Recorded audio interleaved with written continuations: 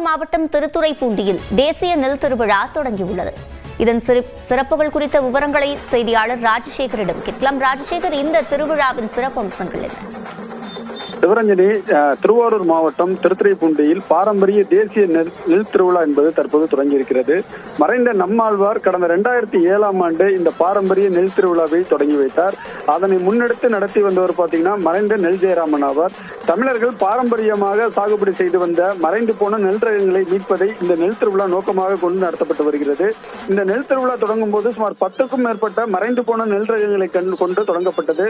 தற்போது மாப்பிள்ளை சம்பா, குதிரைவாளி, காட்டு யானம், யானை கவுனி, சீரக சம்பா, கிச்சலி சம்பா, கருடன் சம்பா, தூய மல்லி, புள்ளக்கார் உள்ளிட்ட 174 வகையான நெல் ரகங்கள் மீட்டெடுக்கப்பட்டு விவசாயிகளுக்குள்ளாகவே பரிமாற்றம் செய்து வழக்கில் இருந்து மறைந்த இந்த பாரம்பரிய நெல் ரகங்கள் தமிழகம் மட்டுமின்றி ஆந்திரா, கேரளா, கர்நாடகா, ஒடிசா போன்ற மாநிலங்களுக்கும் பரவலாக்கப்பட்டுள்ளது.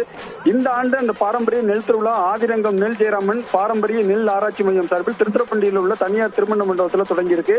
குறிப்பாக இந்த நெல் திருவிழா திருத்துறைப்பூண்டி உழவர் சந்தை பகுதியிலிருந்து இயற்கை வேளாண் விஞ்ஞானி நம்மாழ்வார் மற்றும் பாரம்பரிய நெல் மீட்பாளர் ஜெயராமன் உள்ளிட்டவர்களின் புகைப்படம் வைக்கப்பட்டு நெல்கோட்டை வைத்து மாட்டு வண்டியில காய்கறியால் அலங்காரம் செய்யப்பட்டு அந்த ஊர்வலம் 100க்கும் மேற்பட்ட விவசாயிகள் ஊர்வலமாக வந்தாங்க.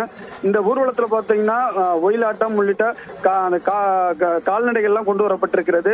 குறிப்பாக இந்த நெல் திருவிழாவில் திருவாரூர் மட்டுமின்றி தஞ்சாவூர், நாகப்பட்டினம், திருச்சி, கடலூர் உள்ளிட்ட தமிழகத்தின் பல்வேறு மாவட்டங்களைச் சேர்ந்த ஏராளமான விவசாயிகள் கலந்துகிட்டு இருக்காங்க.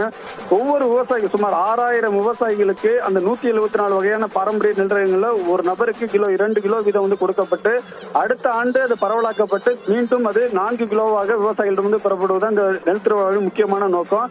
இதன் மூலமாக பாரம்பரிய நெல் உலகம் முழுவதும் கொண்டு போவதற்கான வழிவகைகளை இந்த நெல் திருவிழா செய்து வருவதாக இதன் அமைப்பாளர் தெரிவிச்சிருக்காங்க. விவரங்களை வழங்கியமைக்கு நன்றி ராஜசேகர்.